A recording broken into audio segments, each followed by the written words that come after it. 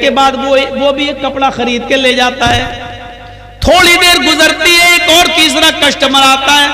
तीसरा कस्टमर भी इसी दुकान पर आता है जिससे 2 कस्टमर पहले कपड़ा ले जा चुके हैं। ये भी यहां से तीसरा कपड़ा खरीद कर ले जाता है, चला जाता है। अब ये सहाबी जिसकी दुकान है सोच रहे हैं, अल्लाह हमारे पास 3 कपड़े बिक चुके हैं, हमारे घर आज चूल्हा जल जाएगा, हमें इतनी प्रॉफिट हो चुकी है कि हमारे बच्चे आज भूखे नहीं सोएंगे।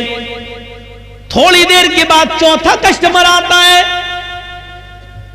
न इस आदमी ने कहा कि भाई मेरे पास आने दो, तुम तो 3 कपड़े बेच चुके हो। नहीं, किस्मत है, तुम्हें अल्लाह ने 3 बिकवा दिए। मेरी किस्मत में होगा तो बिकेगा, वरना अल्लाह अगर तुम्हें दे रहा है और मैं जलूं तो ये अल्लाह की तकसीम से, अल्लाह की किस्मत से हम जलन हो रही है। नहीं नहीं। चौथा कस्टमर भी उसी दुकान पर आया, कपड़े की बातचीत करने लगा, लेकिन इस दुकानदार ने इस मर्तबा हमदर्दी जताते हुए कहा, भाई ये कपड़े हमारे बिक चुके हैं, 3 कस्टमर ये कपड़ा खरीद चुके हैं, अब हमारे पास स्टॉक में ये कपड़ा नहीं है। आपको इसी किस्म का कपड़ा और इससे भी अच्छा कपड़ा अगर खरीदना है तो मेरे पड़ोस में मेरे भाई की दुकान पर चले जाओ, इससे अच्छा कपड़ा आपको वहां मिल जाएगा, मेरे पास स्टॉक में खत्म हो गया। हालांकि था, लेकिन ये सोचकर कि मेरी तो इतनी इनकम हो चुकी है कि आज मेरे बीवी बच्चे खाना खा लेंगे, इस बेचारे का एक भी कपड़ा नहीं बिका है। अगर एक दो कपड़ा ये भी बेच देगा तो इसके भी बीवी बच्चे आज खाना खा लेंगे, इसके घर में भी चूल्हा जल जाएगा।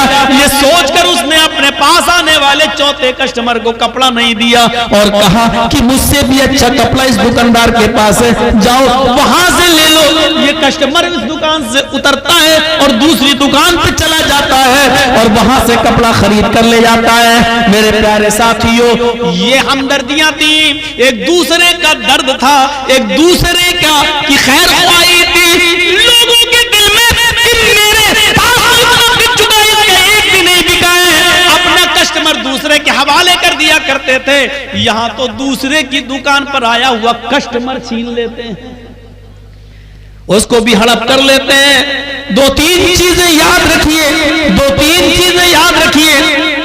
एक आदमी का, एक नौजवान लड़के का किसी लड़की के साथ रिश्ता चल रहा है तो रिश्ते पे रिश्ता भेजना जायज नहीं। जब बात वहां फाइनल हो जाए उसके बाद भेजिए। अगर रिश्ता लगता है तो ठीक है, नहीं लगता तब आप भेजिए। ऐसा नहीं कि एक की बातचीत चल रही है आप अपना ठोक दो। वो अरे वहां छोड़ो यार, मेरा बेटा डॉक्टर है, अब उसमें वहां छोड़ दे, डॉक्टर है, हाँ डॉक्टर, चलो इसको कर दे। ये गलत है, नाजायज है, हराम है इस्लाम के। जब तक एक जगह बात चल रही है चलने दे। इसी तरीके से 2-4 दुकानें आसपास किसी की हैं तो आवाज देकर बुलाना, ये इधर आओ।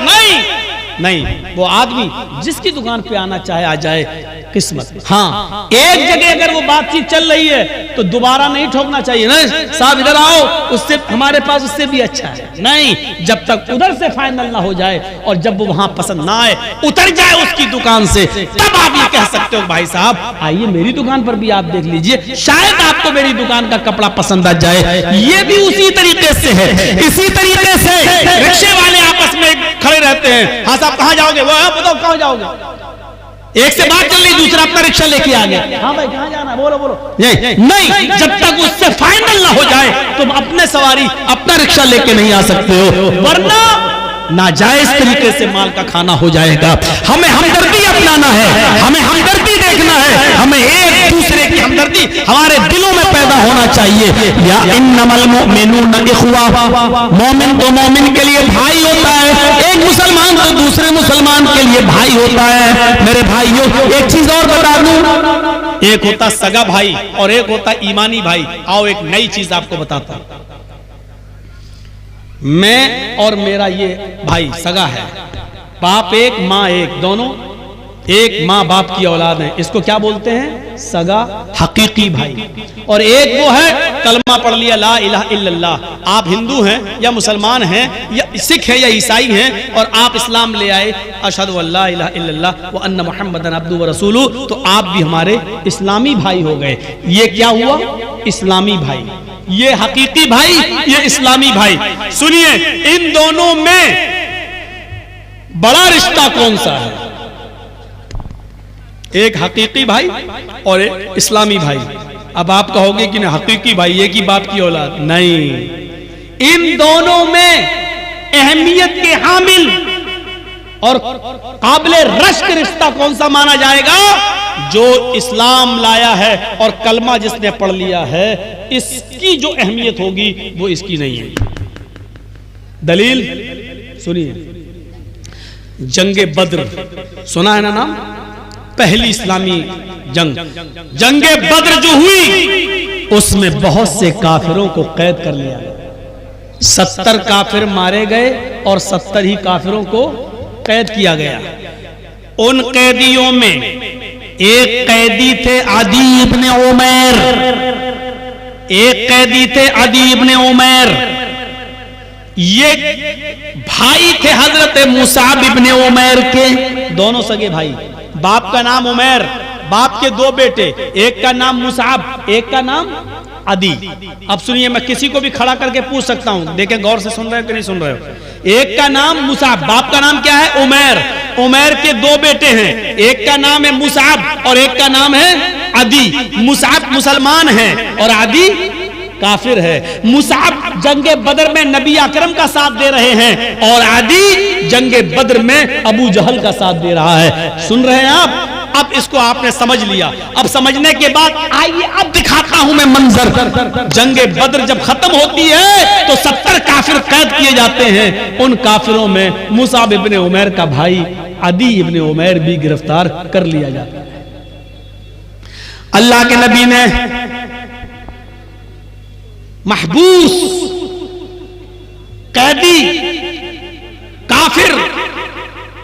काफिरों के बारे में हुक्म दिया, इन कैदियों के बारे में कि इनको बेड़ियां पहना दो ताकि ये भाग न जाएं। हाथों में हथकड़ियां और पैरों में बेड़ियां डाल दो। तो बेड़ियां डालते हुए चले आ रहे थे सहाबी काफिरों के। जब आदी इब्ने उमैर का नंबर आया तो आप ताज्जुब करेंगे कि आदी इब्ने उमैर के पैरों में बेड़ियां डालने की बारी या नंबर जिस सहाबी का था उसके हेल्पर थे मुसाब इब्ने उमैर। जब आदी इब्ने उमैर के पैरों में बेड़ियां डाली जाने लगी और उनके पैर की बेड़ियों को टाइट किया जाने लगा, जोर से कसा जाने लगा, तो मुसाब इब्ने उमैर अपने भाई के पैरों में पड़ने वाली बेड़ियों को देख कर कह रहे थे, यहां से टाइट करो, यहां से इसका बोल्ट कसो, यहां से टाइट करो। तुम नहीं जानते ये आदमी बड़ा शातिर है, ये लोहे की कील से ताला तोड़ लेता है, ये बड़ा माहिर ताला तोड़ने में, धोखा खा जाओगे। यहां से टाइट करो, यहां से लूज करो, यहां से कसो, यहां से बोल्ट और नट इसका टाइट करो। ये मशवरा दे रहे थे सहाबी को अपने भाई आदी के बारे में। आदी ने जब ये सुना और समझ लिया कि मेरा भाई मुसाब इतनी जगहों से मुझे टाइट करवा रहा है कि अब मैं ताला तोड़ ही नहीं पाऊंगा, रात में भाग भी नहीं सकूंगा, तो आदी इब्ने उमैर को गुस्सा आता है और चीख कर कहता है, आए मुसाब, शर्म आती है आज तुझे भाई कहने। आदी ने कहा, शर्म आती है तुझे आज भाई कहने में। तेरे भाई के पैरों में बेड़ियां डाली जा रही हैं और तू मशवरा दे रहा है कि यहां से टाइट करो, यहां से कसो, यहां से और जोर से इसको टाइट कर दो। कैसा भाई है तू? शर्म नहीं आई? तेरी रगों में मेरे बाप का ही खून दौड़ रहा है, जिस बाप का खून तेरे रगों में उसी बाप का खून मेरी रगों में है, फिर भी तुझे शर्म नहीं आई और अपने भाई के पैरों में बेड़ियां डलवा रहा है और खड़ा होकर ये मंजर देख रहा है तू।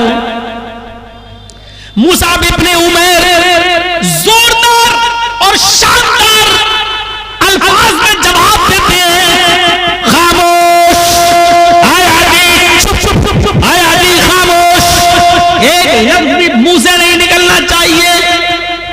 पता चलता है बेड़ियां कसने वाले को, सहाबी को, ये मुसाब इब्न उमैर और अदी तो एक दूसरे के भाई हैं।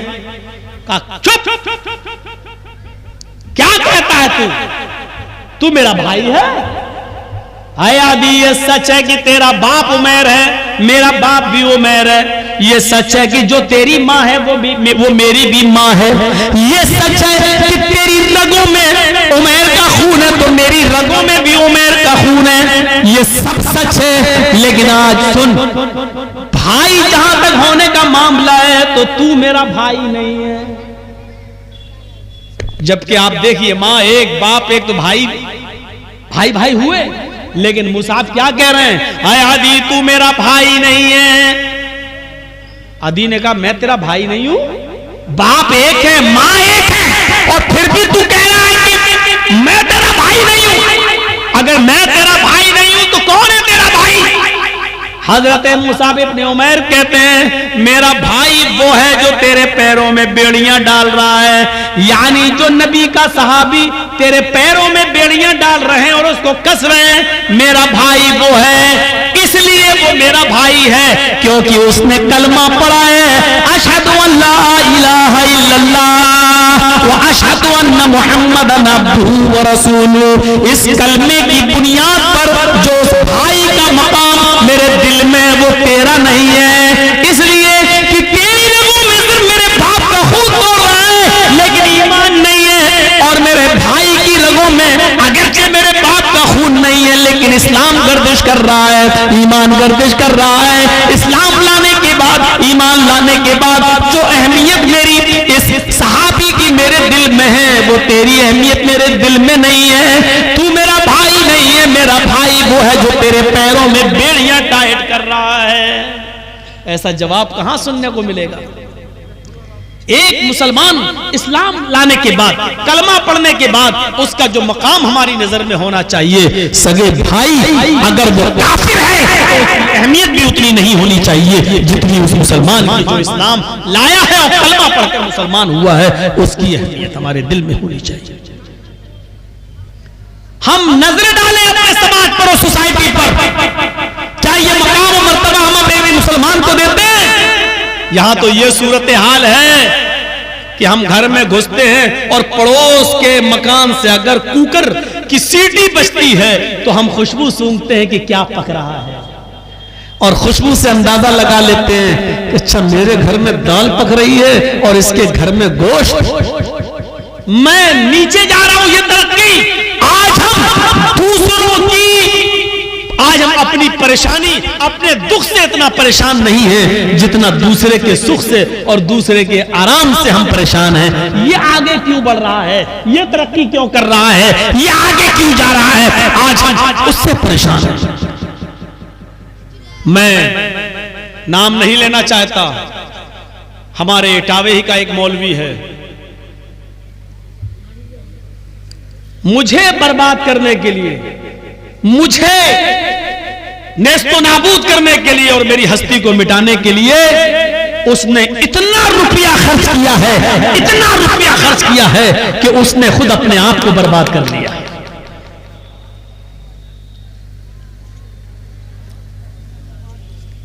उंगली से लेकर, एड़ी से लेकर चोटी तक का जोर लगा दिया है उसने।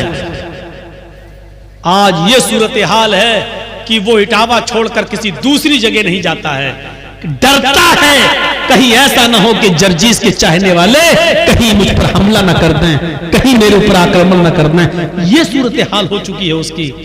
लेकिन याद रखिए, कोई किसी को बर्बाद कर देने से बर्बाद नहीं होता है। जो आदमी किसी का पीछा कर रहा है उसको बर्बाद करने के लिए, वो ये सोच ले कि हम जिसके पीछे भाग रहे हैं उससे ज्यादा हम थक रहे हैं। मसलन हम आपको पकड़ना चाहते हैं, आप भाग रहे हैं, तो हम आपसे भी तेज भागेंगे तभी आपको पकड़ पाएंगे। तो आप तो भाग रहे हैं, मुझे आपको पकड़ना है तो आपसे भी ज्यादा तेज हम भागेंगे, तो जाहिर है कि आपसे ज्यादा हम थक जाएंगे, आपसे ज्यादा हम थक जाएंगे। ये इंसान नहीं समझ रहा है। आप जिसको बर्बाद करना चाहते हो वो आदमी तो बर्बाद हो ही रहा है, अपना पैसा खर्च कर ही रहा है, लेकिन आप जिसको बर्बाद करना चाहते हो उसको बर्बाद करने के उससे भी ज्यादा पैसा खर्च कर रहे हो। जर्जीस साहब से पुलिस 100 रुपए ले रही है, लेकिन आप जर्जीस साहब को पकड़वाने के लिए पुलिस को 1000 रुपए दे रहे हो। जर्जीस साहब बचने के लिए पुलिस को 100 रुपए दे रहे हैं, लेकिन आप पुलिस को 1000 रुपए देकर जर्जीस को पकड़वा रहे हैं। मेरे भाइयों, आप बर्बाद में बर्बाद होते चले जाएंगे। इसीलिए फरमाया कि एक मुसलमान की शान नहीं है कि किसी मुसलमान से जले और उससे हसद रखे, क्योंकि हसद इंसान को बर्बाद कर देता है। हमारी हालत ऐसी हो गई है, जमीन पर एक छुरी पड़ी हुई है, छुरी जिससे आप बकरी को ज़िबा करते हैं। ज़िबा करने वाला हिस्सा ये है ऊपर, यहां से बकरी ज़िबा होती है, तेज धार यहां है और ये हिस्सा ऊपर है और उस पर एक बकरी का खून लगा हुआ है छुरी पर। सुनिए मिसाल, छुरी जमीन पर पड़ी है और काटने वाला हिस्सा ऊपर की तरफ है और छुरी खड़ी है और छुरी के ऊपर बकरी का खून लगा है। एक कुत्ता वहां से गुजर रहा, फिर कुत्ते की मिसाल, एक कुत्ता वहां से गुजर रहा, कुत्ते ने छुरी पर लगा हुआ खून देखा तो कुत्ता उस खून को चाटने के लिए गया और जैसे ही कुत्ते ने जबान निकाली, जैसी छुरी को लगा हुआ खून चाटा, उसने बकरी का खून तो चाट लिया, लेकिन चाटते हुए छुरी की धार ने उसकी जबान काट दी और उसकी जबान से जो खून निकला वो छुरी पर लग गया। कुत्ता समझता है अभी खून बाकी है, बकरी का पूरा खून हम चाट नहीं पाए। उसने फिर दोबारा चाटा, दूसरी जगह से जबान कटती है, कुत्ते का दोबारा खून उस छुरी पर लगता है। कुत्ता फिर समझता है अभी खून और बाकी है। कुत्ता बार बार छुरी को चाट रहा है और हर बार वो जबान को दूसरी जगह से काट रहा है। इतना चाटता है छुरी को कि उसकी जबान कट के जमीन पर गिर जाती है और कुत्ता मर जाता है। ये समझकर कि ये बकरी का खून है वो चाटता रहा, हालांकि वो अपने आप को बर्बाद करता रहा और बर्बादी के दहाने पर पहुंच गया। हम जिस मुसलमान को या जिस भाई को या जिस अपने पड़ोसी को हम बर्बाद करना चाह रहे हैं, चलन कर रहे हैं, हम समझ रहे हैं कि उसको बर्बाद कर रहे हैं, लेकिन उसको बर्बाद करने के चक्कर में हम अपने आप को बर्बाद कर लेते हैं। हमने एक हमला किया, नाकाम हुआ, पैसा बर्बाद, दोबारा हमने उसको फिर बर्बाद करना चाहा, फिर हमारा नुकसान हुआ। नतीजा ये निकला कि अल्लाह ने उसको तो बचा लिया लेकिन आपको बर्बाद कर दिया। मेरे भाइयों, जैसे कुत्ता जबान से बार बार छुरी को चाट रहा है और उसका ही खून है, वो समझ रहा है कि बकरी का खून चाट रहे हैं, हालांकि वो अपना ही खून चाट रहा था। यही सूरत हाल हमारी है। हम दूसरे को बर्बाद करना चाहते हैं, लेकिन हकीकत यह है कि हम अपने आप को बर्बाद कर रहे हैं। मुसलमानों, कुछ नहीं मिलेगा। जीती जागती अगर तुम्हें तस्वीर देखना हो तो मुझे सामने रख लो। आज मेरे पीछे पड़ने वाला आज बेचारा टामेक्टोइयां मार रहा है, अंधेरे में पड़ा हुआ है, आज वो अंधे सोता है, मेरे खिलाफ वीडियो निकालता है और जी हिंदुस्तान को देख के कहता, देखिए मौलवी जर्जीस ने क्या क्या कहा है मोदी के बारे में, यानी हमारे ऊपर केस करवाना चाहता है। बीजेपी के